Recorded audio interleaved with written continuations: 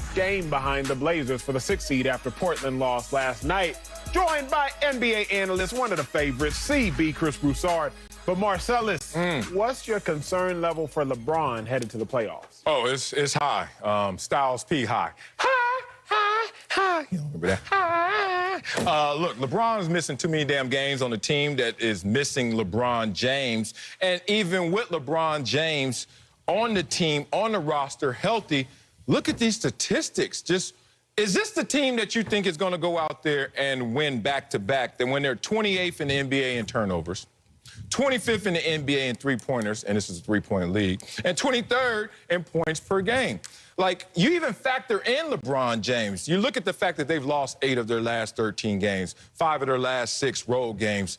I don't see this team hitting the ground running. AD is really, really hurt. Had a couple Laker fans that I talked to, text, DM with, and they're like, yo, we scared because of AD's injury. But LeBron, I think LeBron is going to be okay. I believe in the machine of LeBron James. But the problem is, when he returns, what is he returning to? So, as a collective, this is a team that's going to have to figure it out and find their way in the play-in game because Lord knows they don't want to see the Clippers in the first round because the Clippers are going to be well-oiled and healthy in that moment. So it's a lot of things to be concerned about. Hopefully LeBron can help, but I don't know how much with this roster. Yeah, you got to be concerned, and I think anybody would be lying otherwise. Am I concerned that LeBron's one of the best players in the world? No.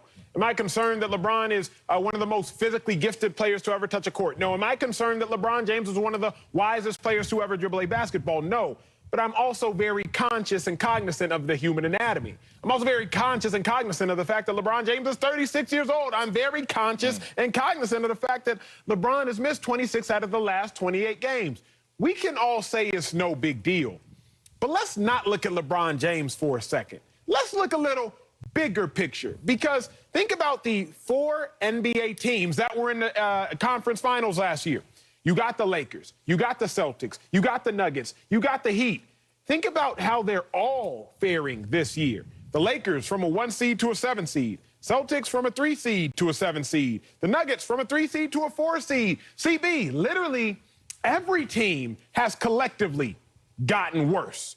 You telling me the 4 best teams from last year, and as I look at it, the Nuggets are the highest seed as a 4? It's not a coincidence that all these teams are struggling because there is still the residual effect from the bubble. So it's not that I'm exclusively concerned about LeBron James, although I obviously am concerned about LeBron James, but common sense and the stats show that, wait a second, everybody that was in the bubble late last year is having issues. And look no further, CB, one of these stats blows my mind.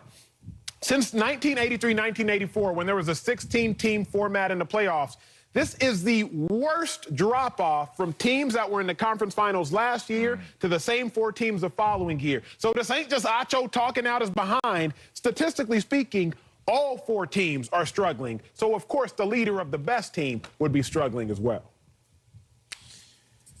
I hear you guys. I mean, it's foolish to sit up here and say there's no concern because, as you said, Acho, he's 36. And the last time he came back from a sustained injury, remember 2 years ago, LeBron thought he was ready. So all that, like people that are taking, their consolation in LeBron saying the other night, hey, the road to back-to-back starts now. Remember 2 years ago, he said, I'm activating playoff mode, all right? And they went out and went 8-13 in the games he played. So the question is, at this advanced age, can LeBron step back in and take off where he left off?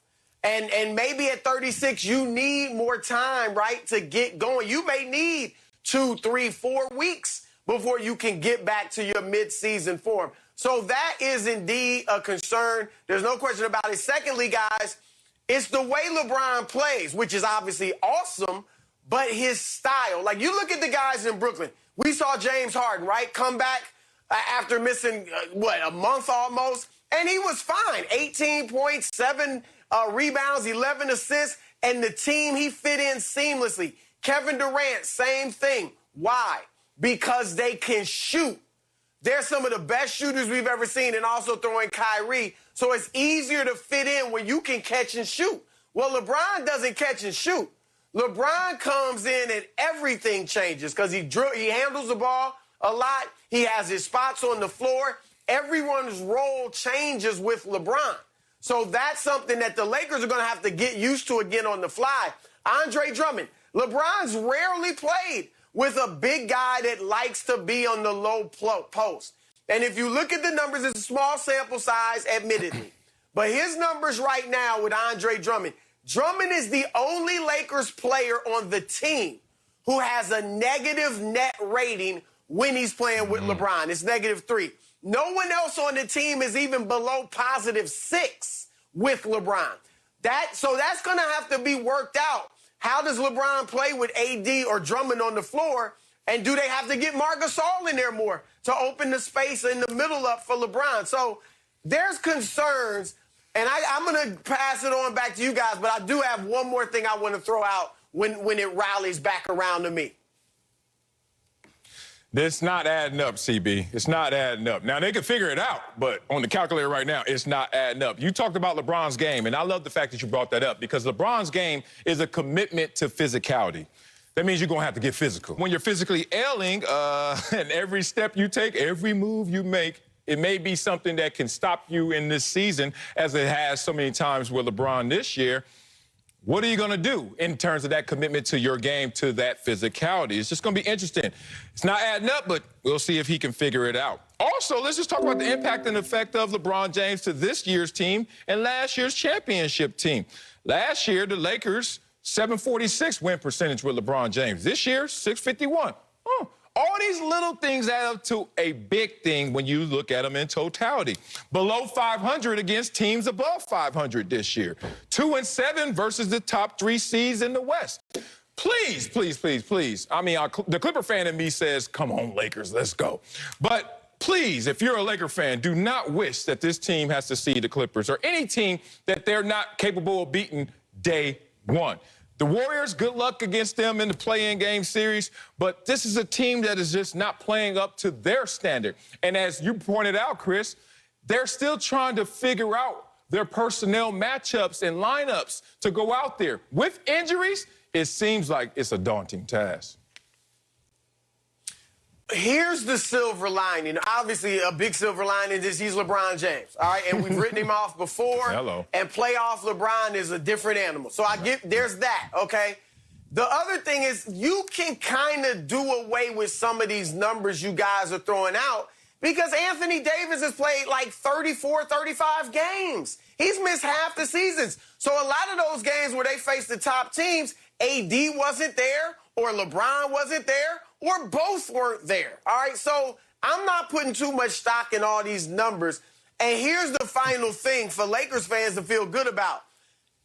Who's scaring you in the West? That's the kicker. Clippers. I mean, really, is Utah scaring anybody? And they got injuries themselves. Donovan Mitchell and Mike Conley, their starting backcourt, are both going to be coming off of injuries when the playoffs start. Is Phoenix really scaring anybody? I am saying right here on national television, if LeBron James plays every game against Phoenix, there is no way the Suns beat the Lakers. You know, LeBron and AD. Because I'm sorry, Devin Booker and DeAndre Ayton are not stepping into their first ever playoff experience and beating LeBron. There's no way. And then your Clippers, look, I do think the Clippers are the one team in the West capable of beating the Lakers, even if LeBron and AD are there. I would pick the Lakers probably, but the Clippers are legit. But Marcellus, you notice that your boys, they got problems at the end of games. Now, Rondo helps somewhat, but they go awry at the end of games and kind of